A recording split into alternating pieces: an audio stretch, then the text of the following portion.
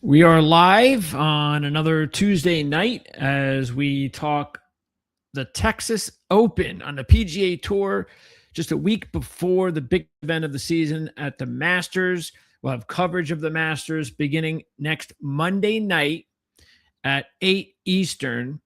And with us again, just like last year, actually, she's been with us for the last several years, previewing the Masters will be Hall of Famer Jan Stevenson.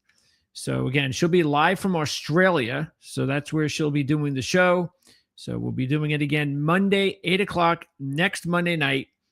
Jan Stevenson, Hall of Famer, and I will preview the Masters. Okay, so we were a couple of minutes late for you live listeners because I was going over, I just popped up the DFS fantasy section. I haven't made my picks yet, but I was going to do that as part of the final segment, the normal deal. And then all of a sudden I'm scrolling and I'm seeing a couple of players withdraw. Now I did not pick both of the players, but I did pick, I was going to pick one of them. And so I'm glad at least they decided to withdraw today. And that was Colin Morikawa and Daniel Berger.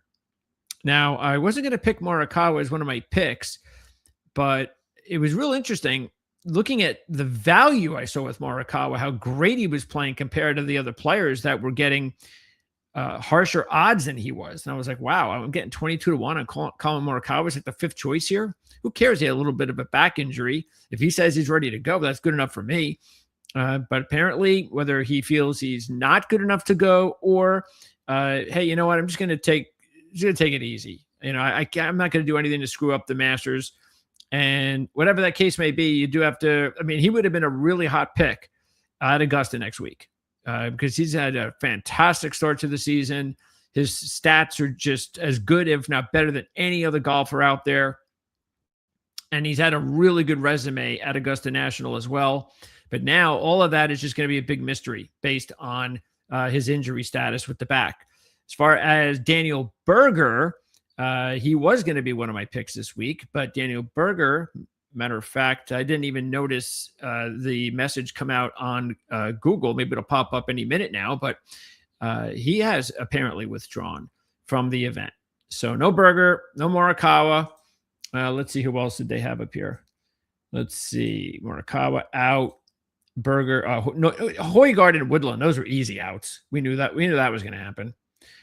Cootie, but he hasn't been playing well. Well, he not only wasn't he playing well, but he was also dealing with an injury. He withdrew from his last event.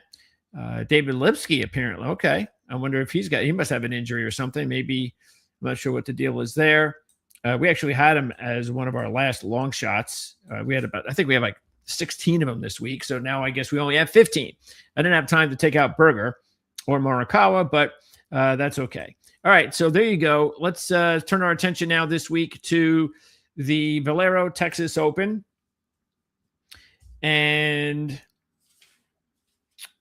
I'm also want to let everybody know that later on, if you're interested, maybe what we'll do this before. I don't know. Should we do this now?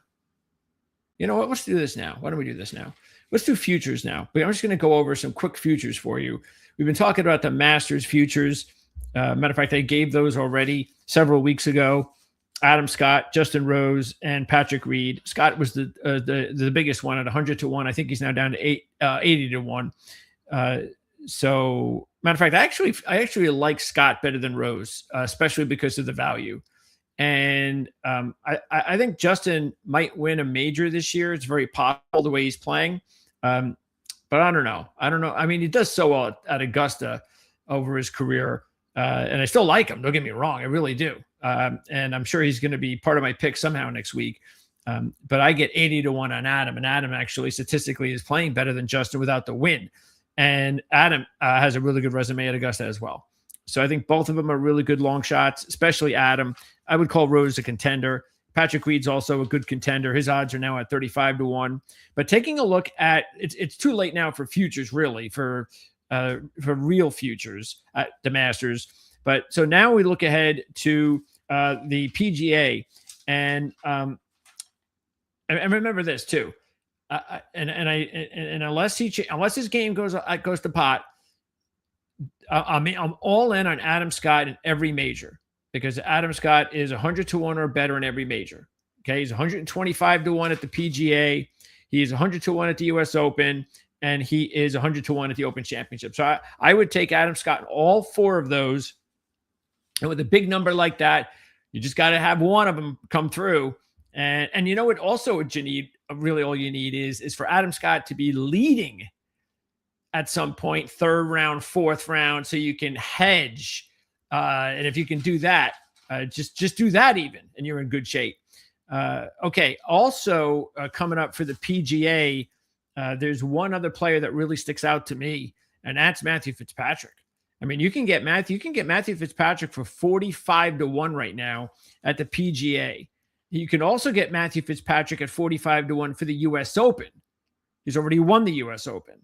Now his odds are lower for the Open Championship. So I wouldn't advise you to go there at 30 to 1. But at 45 to 1, I think it's a must play Matthew Fitzpatrick at both the PGA Championship and the US Open, because those odds should go down considerably between now and those events if he keeps playing the way he's playing.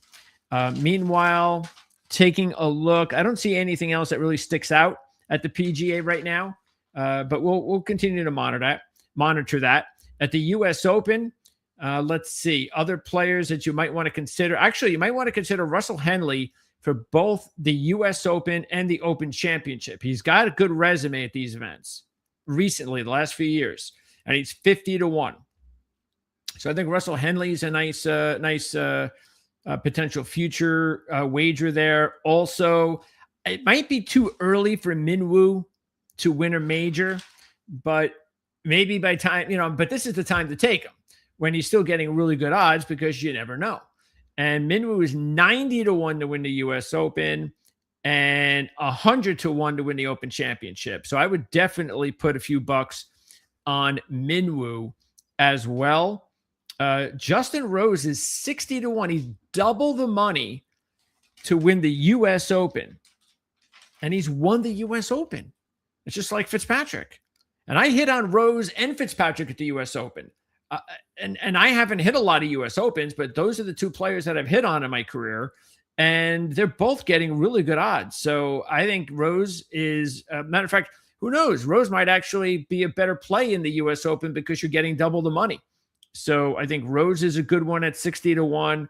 And then Fitzpatrick also, as I mentioned, that's at the US Open. And I think, I think that's it there for futures at the US Open. Open Championship, we're a long way off. So I think we've got a lot of time. I will say this. If you're looking at some potential long shots for the Open Championship, I would look at, besides Minwoo and Adam Scott, I would look at, I tell you what, Thomas Dietrich is playing really good on the Live Tour. And I would give him a shake. And now, I don't even know if he's qualified for the Open Championship. But if he does, 150 to 1 is his number. Who else looks good? I think Ricky looks good. Ricky at 125 to 1. Because if he just, besides last week, if he continues to play well and his game continues to improve, then maybe by the time we get to the Open Championship, he can win in that type of climate. So I think Ricky would be a really good play at 125 to 1. Brooks Koepka is 65 to 1 to win the Open Championship.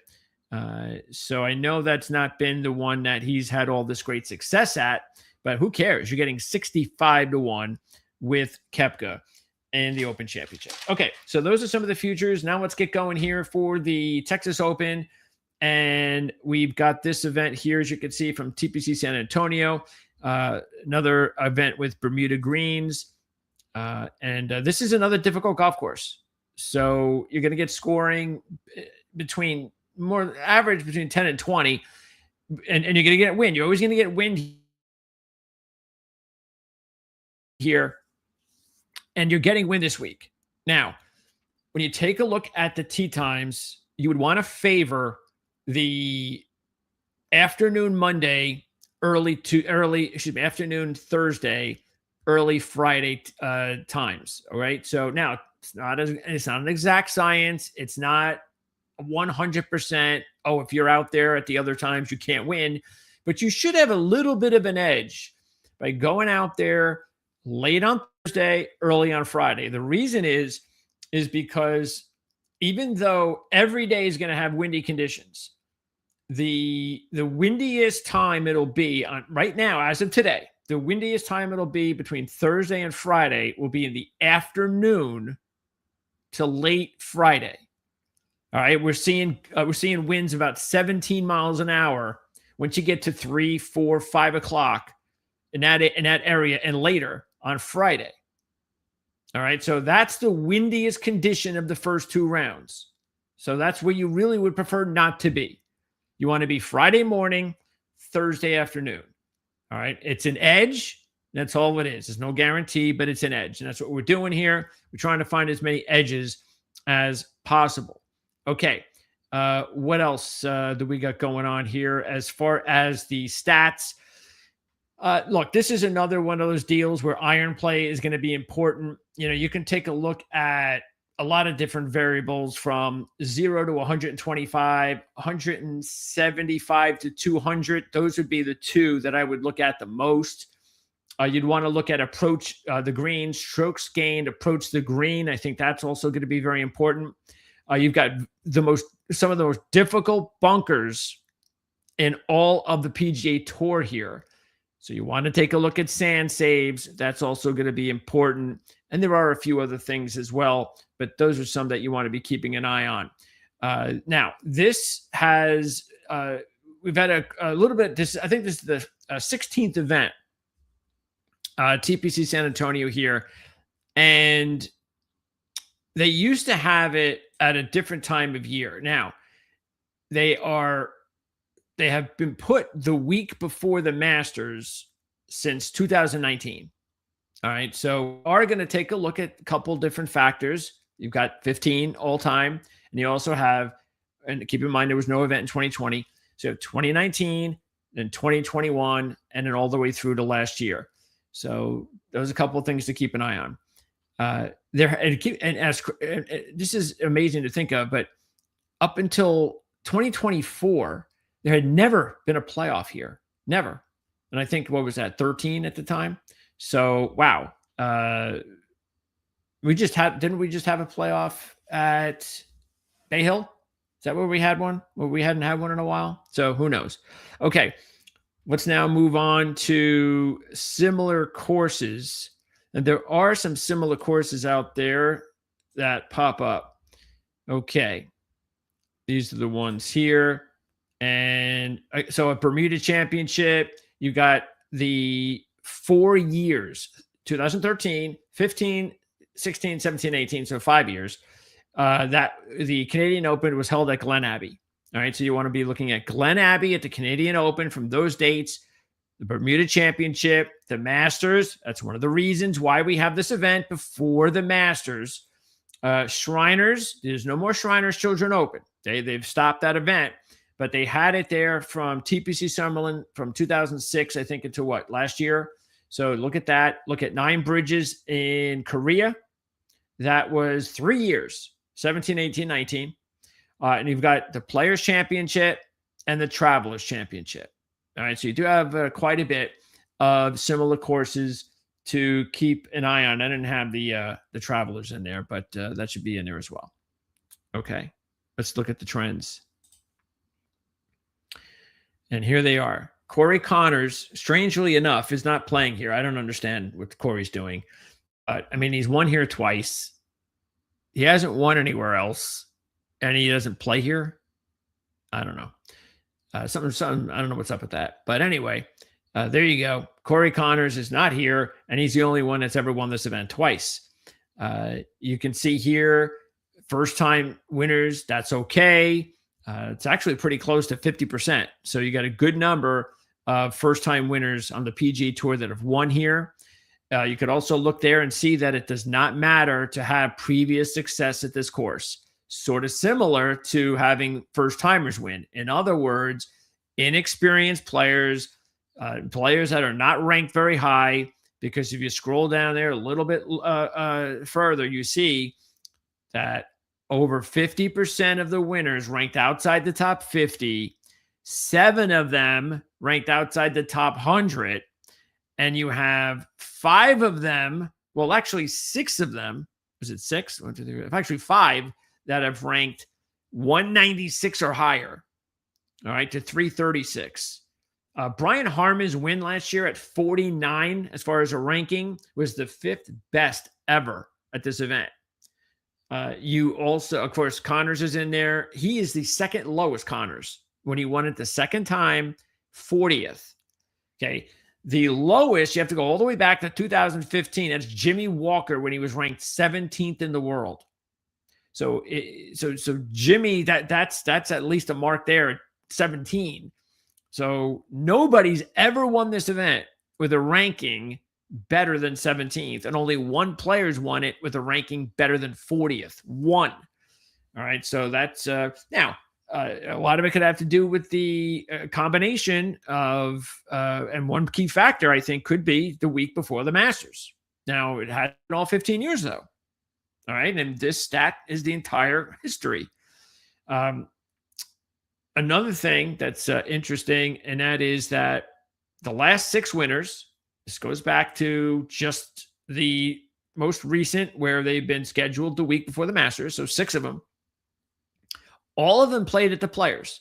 So all of those winners played at the Players. You know what's also interesting is the last 4 winners missed the cut at the Players. So I'm not sure what that means, other than you're looking at players that are not exactly the best players in the world that are just missing the cut, even though I can't say that because we all know that, the greatest players in the world miss the cut at the Players at TPC Sawgrass. All right. So those are some really interesting trends to try and keep an eye on. Now, as far as live event wagering, all 15 winners started inside the top 25 after the first round. So this is not you get off to a really slow start, you're in big trouble at this event. All right. So 7 of the 15, so almost 50%, started in the top 5, including the last 5. Harman was in 3rd place last year. So the last 5, and remember, there's only 6 since the Masters change. So the last 5 all started in the top 5 after the first round. All right. After the second round, 13 of the 15 started the third round in the top 5, including 12 of the 15 in the top 3. Harman had the lead after the second round last year. And the only 2 outside the top 5 were 15th place and 22nd place. And only one player going into the weekend won this event that was more than 4 shots back. That was Martin Laird. He was 5 shots back in 2013 in 15th place. So this has got to be one of the hardest events on tour to come back after the weekend. Once the weekend begins. And no winner has ever started the final round outside the top 7. 11 of the 15 started the final round either first or second, including the last 8. 8 straight winners have either been first or second entering Sunday. And 10 of the 15 started the final round in first place. Only one player was more than 3 shots back going into Sunday. Same player, Martin Laird, 5 shots back, 7th place in 2013. So yeah, you do not want to be looking at, so in other words, don't waste your money on come from behind players, on big numbers. Oh, I got a big number here. Not this week. This isn't the event to do it. All right. Let's take a look at the main board. Now, this is going to be very interesting because we're being the week before the Masters. See, if this was any other time of year besides the week before a major, we would be looking at all of these players except Jordan Spieth. We'd be looking at all of them. But because it's the week before the Masters, statistically speaking, this is not where it goes. And especially this particular event. Now, we've seen good players win events a week before majors. It happens. But there's more likely that you're going to get players that are 30th, 50th, 60th ranked, those types of guys. But in this particular event, it does, as we saw with the rankings, it gets even further up. We get really some big numbers as far as the rankings. Now, check this out. Take a look. What sticks out? What looks funny to you with these players? Just give me one thing. I'm gonna give you guys an opportunity, a couple seconds here to say what specifically is the outlier here. I mean, obviously, Colin Morikawa is not here, so you can eliminate him. But what is the outlier here? What sticks out here? Anybody? Okay. It's Jordan Spieth as the 63rd ranked player in the world. Look at that number, 63. Look at the other numbers. Besides Siwoo, everybody is in the top 20 or in the top 10 or even the top 5. But Jordan Spieth is 63rd in the world. And right now he is a second choice. Now, normally I would be like, there's no way. I'm not even considering him. No. Goodbye, terrible, no value, ridiculous. The guy is not playing anywhere near that good, while he's definitely playing better, no doubt. He's not playing that good for us to be getting the shaft at 18-1. We're getting no value whatsoever. He should not be favored. All of those players on that board should be ahead of him. Every single one of them. Okay. But not only is it the week before a major, but it happens to be an event that he does really good at. All right. And on top of that, he is playing some of his better golf. He was not going to be in. I was originally thinking, like yesterday, hey, I'm thinking of taking Jordan Spieth. I figured I'd get about 25-30-1, something like that. And I was like, yeah, I probably this is a good week to take Jordan. Yeah, he's playing better. He plays well here. Yeah, it's a good week to take him. And all of a sudden, I'm looking at the odds, and it's a big slap in the face. But then Daniel Berger withdrew, and I'm looking, and I'm going, I originally had him. I took him out, and I do this a lot anyway. My first 5 that I do every week is it'd be lucky if 2 to 3 hang on to be my final 5 picks by time I do this show. So I'm changing, I'm updating, because there's so many factors that come into the first time you look at something to when you finally say, okay, this is what I'm going to do. But it's just one of these things where, you know what, this is like one of the worst tournaments of the year. It just is. Now, it's not, and the reason it's kind of bad is not because, look, it's got a decent field. And there are about a handful of other events between, in season, January to the Tour Championship, that the fields are not this good. But I don't expect any of these players to really be involved anyway.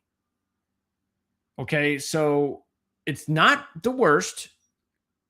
I get that, but it is one of those things where you do have to take into account that most of these players here are not looking at the prize this week. They're looking at the Masters. They're playing this event. There's similarities to Augusta National. Let's try to see about what we got to do for next week. They don't. Hey, if we get off to a great start, we're in contention. We'll try to win. But one of the things they don't want to get themselves into is a stressful Sunday when they maybe have a practice session on Monday at Augusta National. I mean, it's a good negative, or it's a good positive to have. Nobody's going to say, hey, don't win an event. But you get what I'm saying. Okay. So let's go through these guys. And look, here's the deal with Spieth. 8 of 9 cuts at this venue. 5 of those are top 15s, including a runner-up and a win. If you look at the way he's playing right now, he's got 5 straight top 35s, including an 11th at the Valspar and the Arnold Palmer. 3 top 15s in his last 4 events. All of that's nice, but I'm not even talking about top 10s and top 5s. And we haven't seen Jordan Spieth on Sunday on the first page, and I don't remember how long. All right. But if you look at it, this is actually his best 4-event stretch since this week last year. Now, it started in this event when he finished 12th in this event last year. And then he went 12th. Well, he went 12th, 14th, 18th, and 4th. Since then, he has not had this good 4-week stretch until now. And then you have to look, and it's his second best 4-week stretch since 2023 when he was a top 10 ranked player. So this is the best. We're seeing the best of Jordan Spieth's game since he's been a top 10 player, really. Now, now there's still some issues, and the thing that really sticks out more than anything is the iron game. It's just he's still not where it needs to be.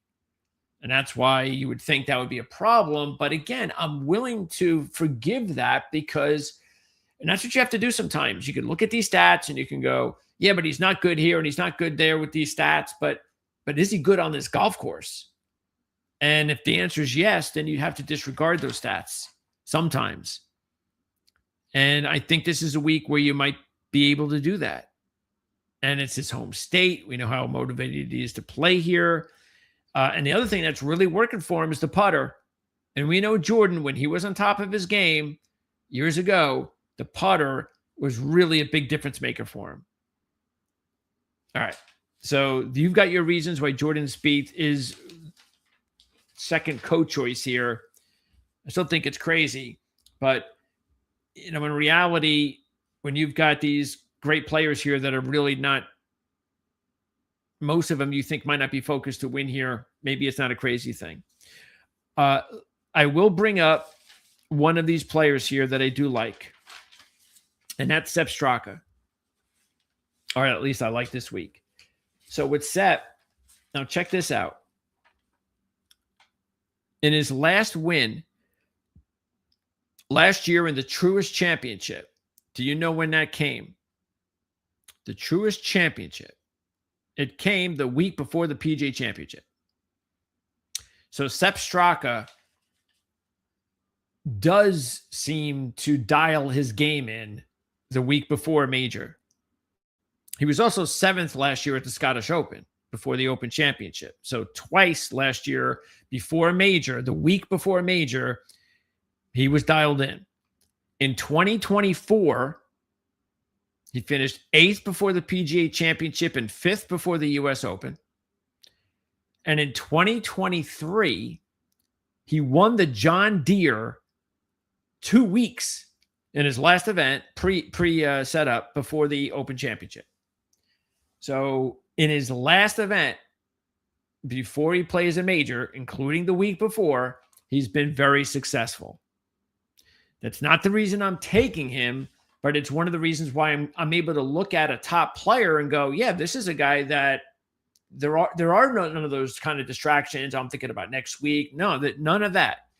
So that end, the reason why I'm going with him is because he's played here 3 times. He's been better each time, both results and his scoring. Last time he played 3 years ago, he was 6 under par, 22nd place. He's also trending in the right direction on the season. He's coming off an 8th place finish at the Players, 13th of just before that. He's got 5 top 20s in his last 7. Three of those are top 10s, 2 top 5s, and a runner-up. He's got a very good resume at the Players. We told you that is a course that has similarities to this one. And his iron game is really good overall right now. His strokes gained approach stats are really good. Matter of fact, par 5 scoring is really good. You got to take advantage of that here because it's difficult. And the ones who can do that have a big edge. The one thing that's off on his game is his putter. And he also is off in sand saves percentage.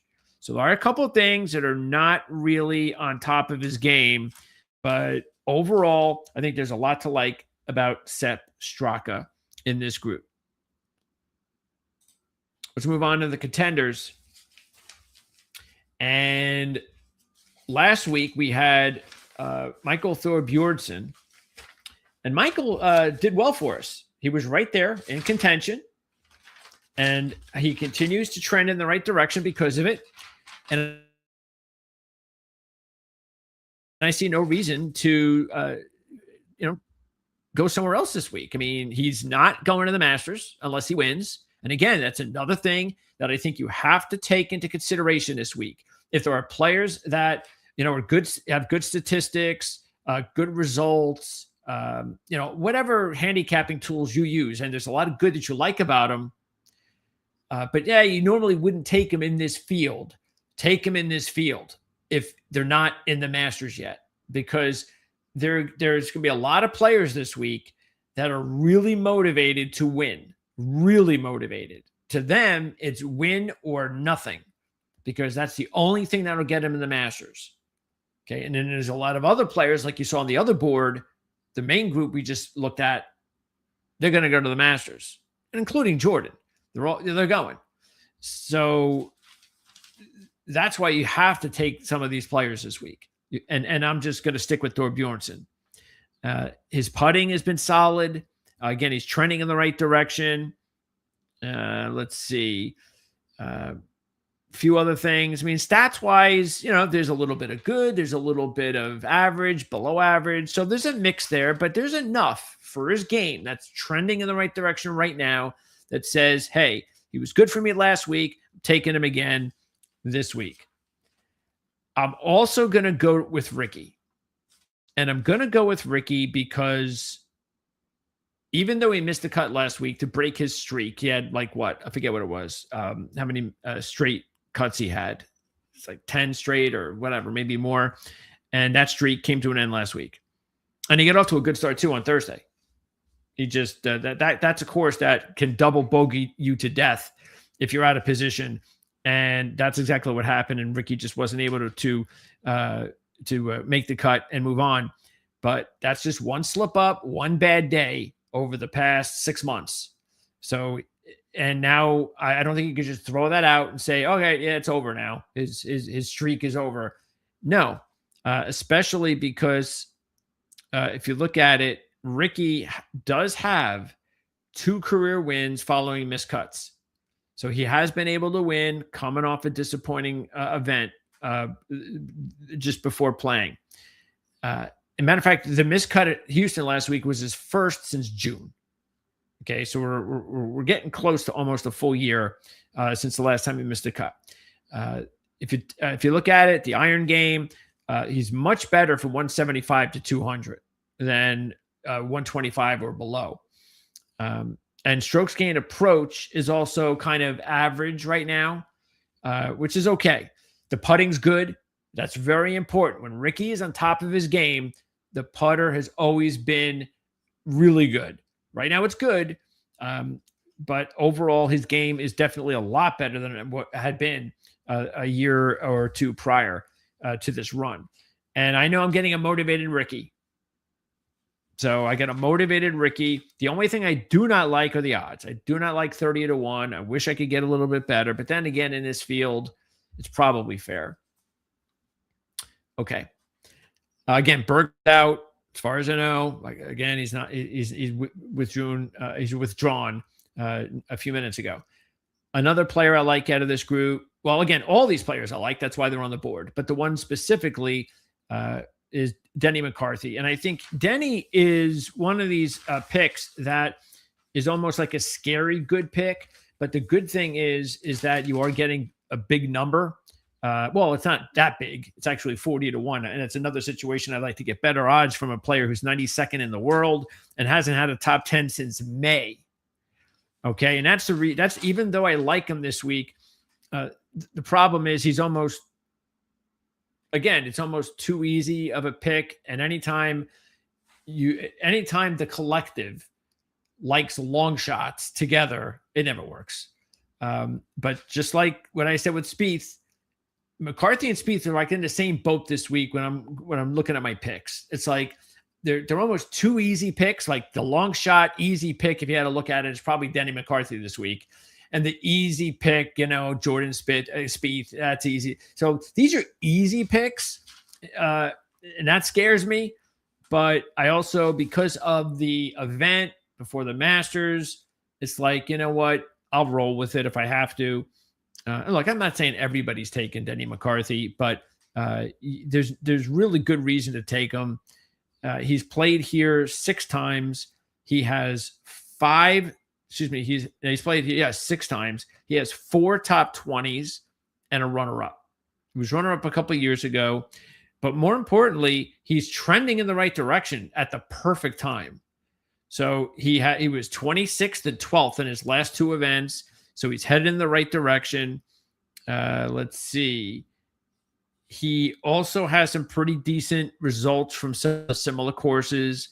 The putting is always going to be good with McCarthy. A couple of things not working for him: his bunker game, and you're not going to get a whole bunch of par 5 scoring from Denny McCarthy, that's for sure. But the whole horse for course deal, that's Denny McCarthy at TPC San Antonio. Again, I'd like to get better than 40-1 on a 92nd ranked golfer in the world who wasn't out of top 10 since May. But I think it's one of those things where if you got a bunch of picks, take them. Because if he wins and you don't take him, you're going to feel like an idiot. That's the way I got to look at it. Now, here's a couple other guys that stick out to me that it's like, no way am I taking these guys as anything other than I'll throw a couple of bucks on them. But how Yelamaraju and John Kiefer are 35 and 40-1. I mean, come on, you got to be kidding me.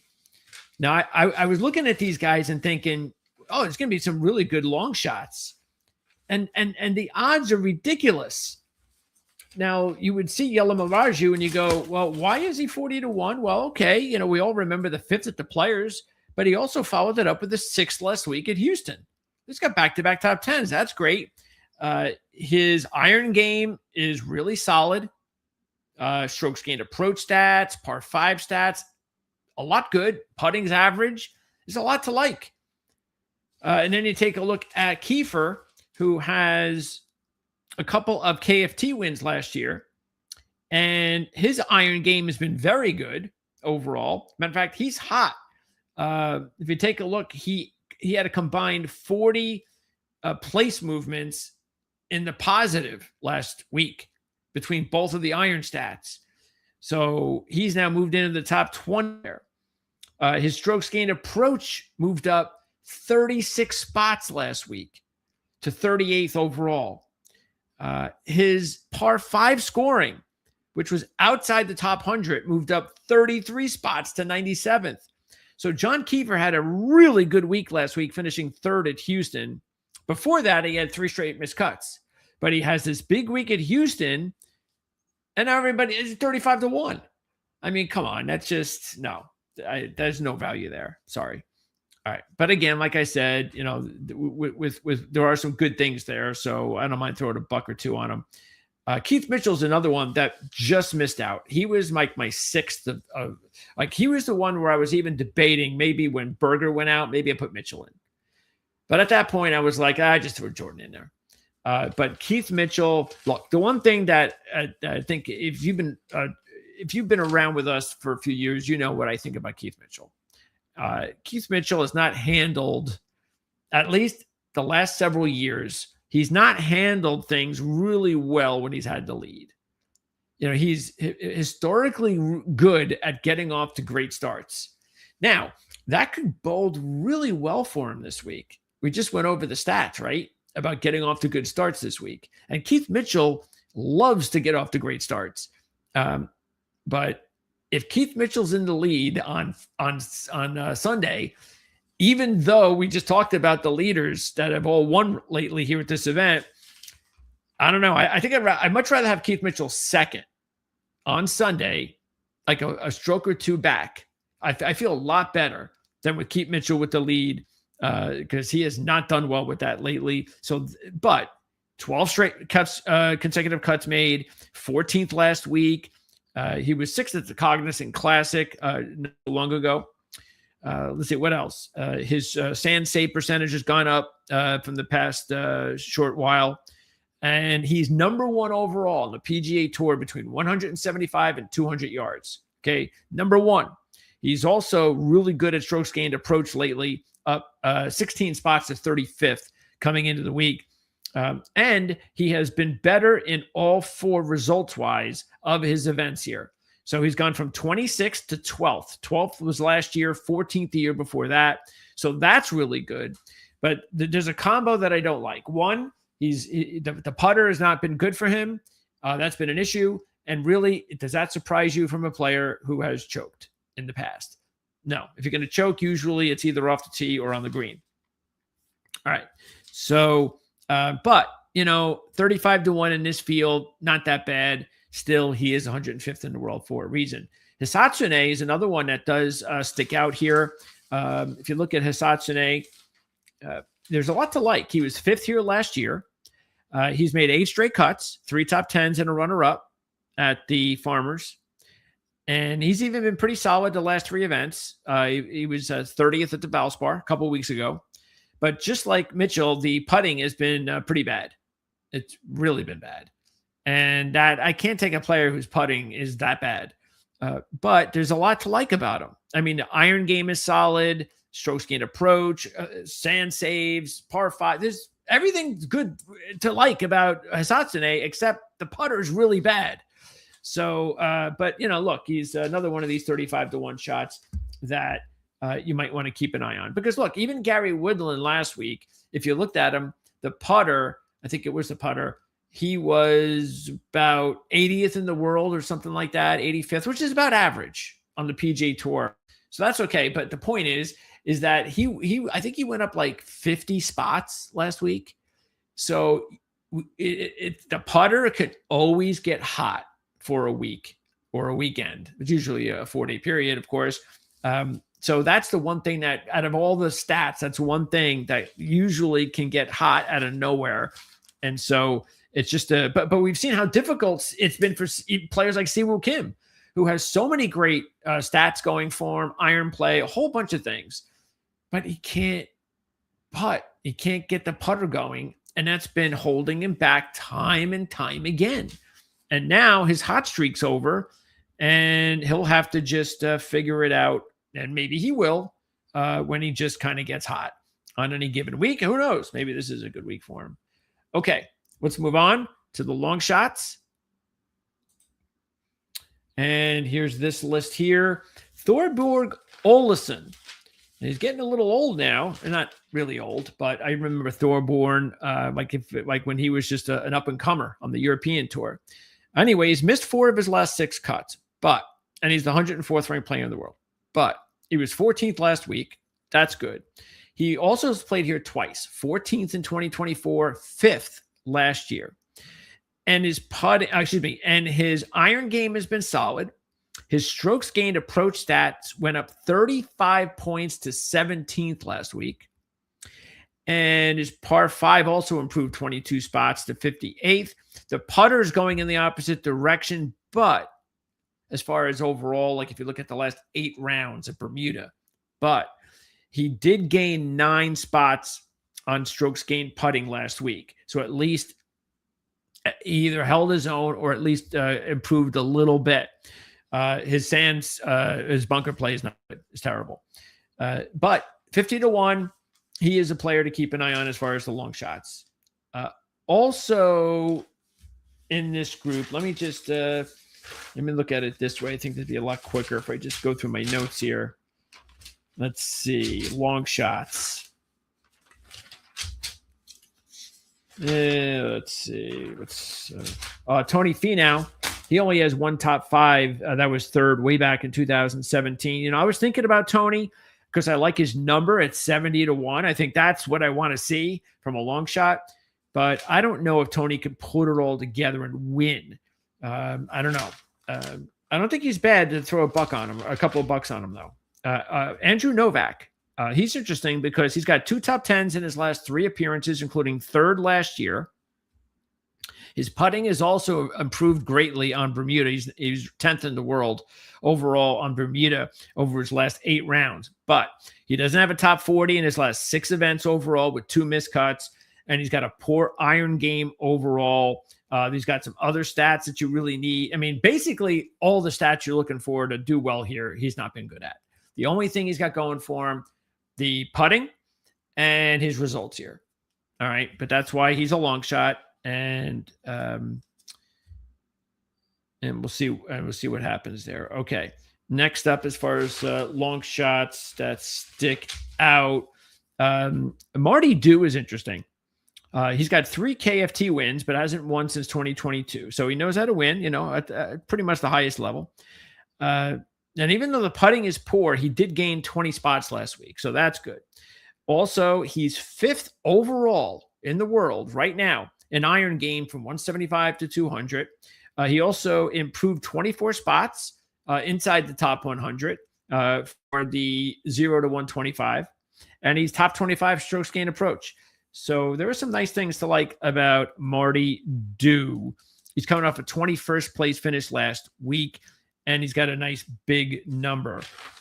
Let's see who else. And again, like I said, if I put any of these players on these boards, now the main players, those are automatic ones. I'm just giving you the players that are going to be the top players to look at each week when we do this. But the contenders and the long shots, for the most part, I'd say the contenders, about 80% of them are players that I like and have considered. The long shots, I'd say 95% of them I would consider. And it's up to you to decide which one of these to go with yourself, if you like any of them too. Let's see. Billy Horschel, he has 3 top 5s in 10 appearances. So that's nice. He's just not been playing, but he hasn't been playing here well lately. He's missed a cut 3 of his last 4 years. But his putter's been really good lately on Bermuda. But, his game has kind of slowed down the last couple of weeks after he had looked like he was getting going there for a little bit. Let's see. Tom Hoagie, 5th last year, 12th in his prior appearance, which was 3 years prior to that. So he does have 3 top 15s here in his last 6 appearances, 2 top 15s and 1 top 5 in his last 2 appearances. And he's played really well in some of the other correlated courses. But overall, his game has not been doing well. But horse for the course, definitely. All right, so there you go. There are a bunch of long shots you want to consider. Now let's take a look at our picks. Oh, those are, well, we could start with the one and done. Okay, so look, I will say this. I did not make a change here. Even though I was not going to go with Jordan in one of my top 5 picks to begin with, I was going to take Jordan in one and done. So I go Jordan Spieth and Sepp Straka in my one and done. I have Jordan Spieth in my my top group. And my top group did move up. I was glad to see that because I had a pretty good week last week. I had both Minwoo and Jake Knapp. Jake just missed out 1 spot. He was 6th. I missed out 1 spot, the top 5. But he still had a good week overall. But Minwoo had the better week, and Minwoo was in my first group. So, yeah. I mean, just imagine where I'd be right now if I didn't have those withdrawals from Rory McIlroy and Colin Morikawa. But anyway, we're still a win away in Group A from really being in contention. So we'll just keep our fingers crossed and hope we can get that done. But yeah, I'm going to put Jordan in my top group, and Sepp Straka, yeah, definitely going to put him in. So he'll be in group number 2. Now let's go with picks overall, my top 5. And there you are. So Straka, Spieth, those would be my top 2. Again, Spieth, it would have been Berger. Berger withdraws. I moved Spieth in. I would have had him anyway at one and done. Thor Bjornsson, as I said, good for me last week. I'll put him in again. Ricky, I know I'm getting a determined Ricky this week. Look, bottom line is you're getting a determined Thor, McCarthy, and Fowler. They're not in the Masters. So all 3 of them, look, there's a lot of players that are in the Masters that are going to be dying this week to win. But again, if you like some of these players, and they need the Masters. See, it's a little bit different because early on, like when my first top 5 this week, I did not have Daniel Berger. And one of the reasons that I was thinking about was the fact that he had just been told, or he just found out based on what happened last week, that he was now in the Masters. And when I heard that he was going to play anyway, I was like, okay, all right. And Berger is actually a player. I think he has good. Yeah, Berger, check this out. Berger would have been he's going to be somebody I want to keep an eye on the next time there's a major event. Because 2 of his 4 career wins came a week before a major, Daniel Berger. Matter of fact, he has 7 career top 5s before a major, a week before a major. And he's won both of his FedEx Cup St. Jude events the week before the U.S. Open. He did it in back-to-back years, 2016 and 2015. So keep that in mind. Daniel Berger, the next time it's a week before a major, and you see field that might be good because players are skipping, and you see Berger there because hopefully we'll remember. You will too. So there you go. Those are our picks. Now let's go to the fantasy section. Again, I have not the contest, the DFS contest. I have not even entered this yet. So, all right. Out of these top players, now this would be a good week to try and take advantage, because a lot of these top players, you kind of want to just pass because there's first of all, there's such a high salary, and second of all, we've gone through it. They're not motivated to win this week. Statistically speaking, they haven't won here before. Again, remember, nobody's ever won here before. I'm picking Sepp Straka as my top pick, and it's never happened before. Sepp's the 12th ranked player in the world. Nobody's ever won here. Better than 17th. So I'm trying to buck a trend there. I'm willing to do it with one player because, again, I'm going through all those Sepp Straka before major trends that have worked out, and a few other reasons. But anyway, it's a good week for the most part to try and take advantage of all these top players with their high salaries. So there's Straka. 9,200 may not be too bad. Let's see what happens there. Also, as far as some of these, Maverick McNeely, that's just too high for Maverick. Thor Bjornsson, Fowler. Let's see what happens when I put them in here. All right, who else? Noren's game, I think, is suited for here. He's played here twice. I believe he's got 2 top 15s. And he hasn't really done anything this year after having such a great end of the season last year over on the DP World Tour. So I mentioned this in the very beginning of the year with Noren. His next step is he's got to win here on U.S. soil. He hasn't been able to do that yet, but maybe this is the year for him. All right. Let's see. There's Keith Mitchell. I just think that's way too expensive for Keith Mitchell. 8,500. There's McCarthy, 82. Let's put him in there. What do I have left? 14.9. All right. Yeah, I think this is, again, too high. 8,000 for these players. Let's see what kind of bargains we get. Olesen, 78. That's not bad. Who else do we like here? Get rid of that. Let's see. Who else? Now we get an any good Finau is 7,400. McGreevy is 7,400. He's on our long shot list. Novak, 7,300. Nobody's really jumped out, though. There's Dew 71. Dew might be an interesting choice. Let's see. Let's put Dew in there for a second, because I might need to get 1 or 2 of these guys. Let's see. Yeah, I mean, Lipsky's out. Phillips, he's in our long shots. Wow. Okay. So who sticks out here? Oh, yeah. How much do we have here? 7,800. Am I able to do this? Yep. If I did Olason, I could be perfect, and I'd be able to get in my 4 of my top 5 picks: Straka, Thor Bjornsson, Fowler, and McCarthy, and I'd have Dew and Olesen.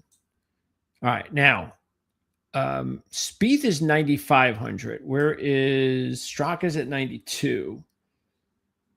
So if I were to substitute, let's say, Spieth for, probably would do Fowler.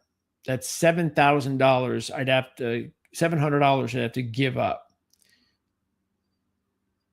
Let's try that, see what happens. If I knock Fowler out and I get Spieth, I need 700. So that means I got to ditch someone. So let's go all the way down to see if there's anybody down here that we think. Because remember, this is 200 ranked players, 300 ranked players have won here. So let's see. Now, Phillips, he's on the list. We saw him last week in contention for a little bit. Where is Phillips? I think he's Australian Phillips. He does have a PGA win. He won at Puerto Rico last year, but he's never played here. Remember, not playing here is not usually a good thing.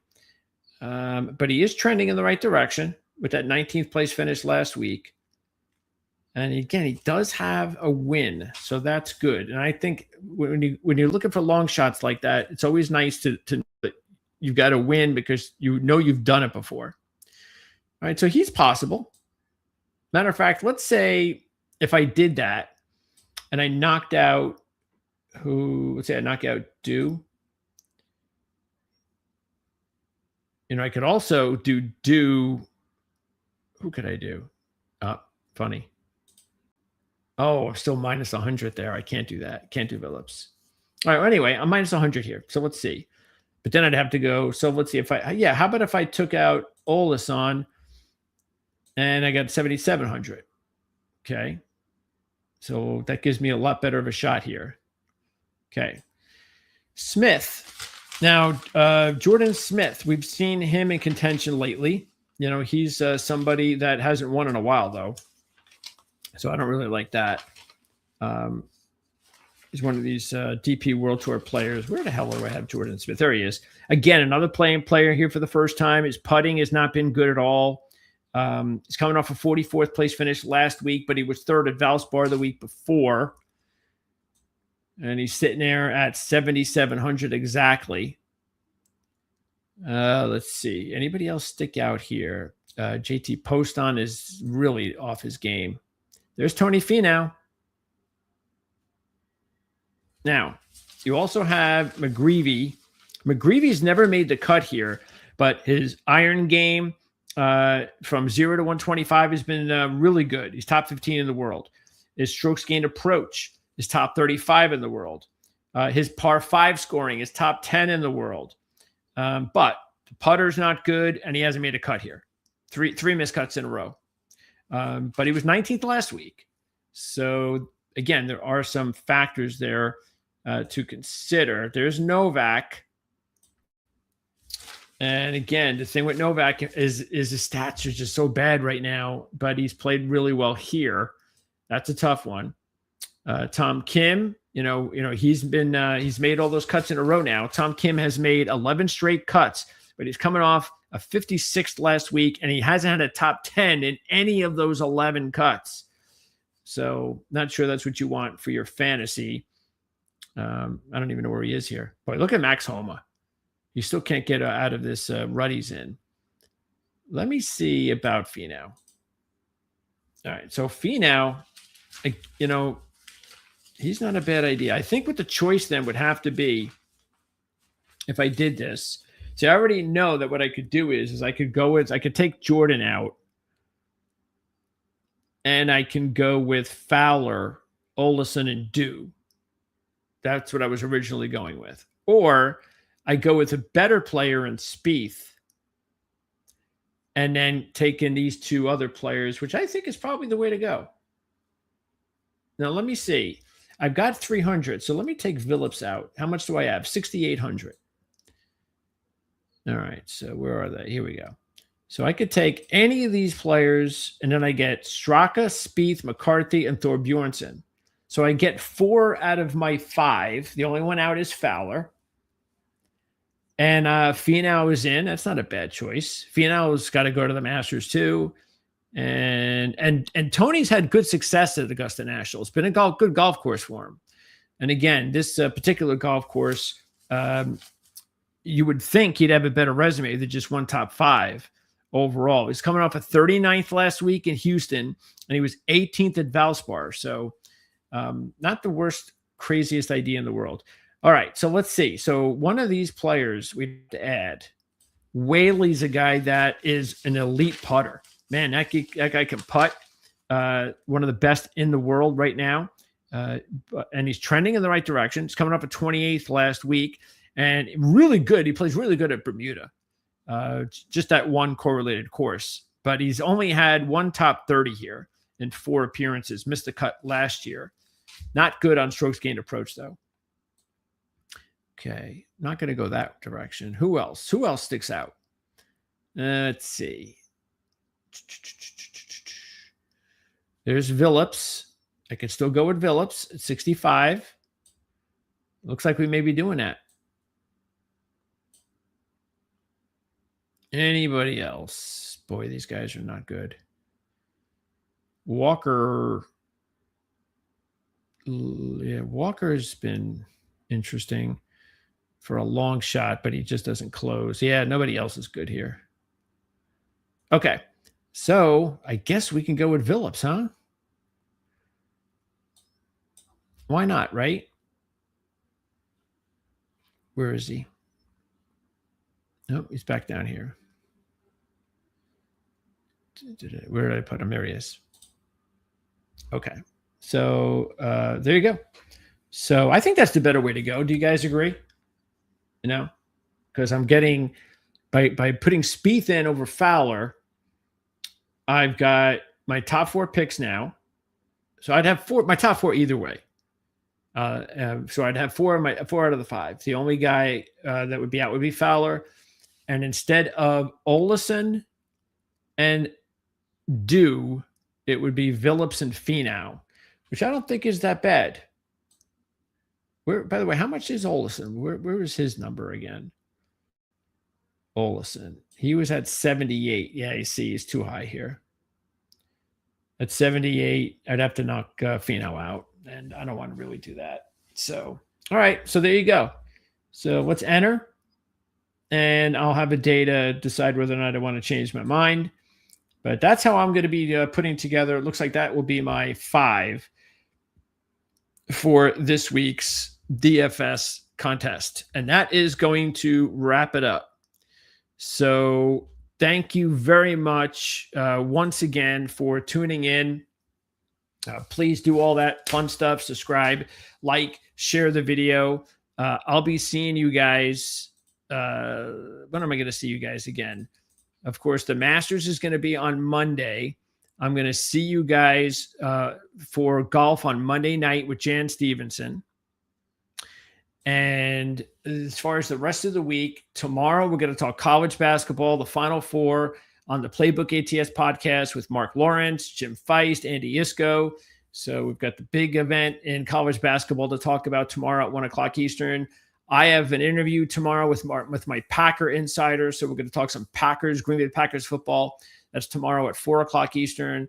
We've got the biggest Saturday for Kentucky Derby prep races to talk about Thursday at 4 with John Hardoon from the Ragas and Sheets as we talk about the Santa Anita Derby, the Wood Memorial, and the Bluegrass Stakes. So that's a big day. I think that's it. Oh, that's right. I forgot. We just booked Friday for the New England Patriots, 4 o'clock Eastern. So we're going to talk some New England Patriots football as well. So we got the Packers on Wednesday, Patriots on Friday. Today, we just did the mock draft with Shane Hallam from Draft Sharks. So you can check that out if you're into football, the NFL draft. Otherwise, if it's just golf, I'll see everybody again on Monday night for the Masters preview with Jan Stevenson. And hopefully we'll be as lucky as we were last year when Rory McIlroy came through for us. He came through for himself, and it was really fun because, again, going in, I had never bet on Rory McIlroy before to win the Masters. So is one of those things that just aligned perfectly to actually finally say, all right, I'm going to bet on Rory McIlroy to win the Masters, and he does was pretty cool. It's pretty great, pretty cool. So we'll see if we can follow that up with another Masters win this upcoming, next week. We'll talk about that with Jan Stevenson. And I think the very next week is the RBC Heritage, which is a big priced event, whatever you call it. Incredible. I just don't have any idea why. I know why they do it. They get these best players around the world. It's regional, so they only have to go, from this location to that one. It's one state over, and you play for big money. But coming off the Masters, and I always thought how weird that must be. After you play the Masters, you gear up for the Masters all year, and then the very next, 4 days later, you're playing the RBC Heritage at Harbor Town. But now there's a lot of money at stake, so that'll be interesting. In other words, we got some really good golf coming up here real soon, so looking forward to it. Thanks for tuning in.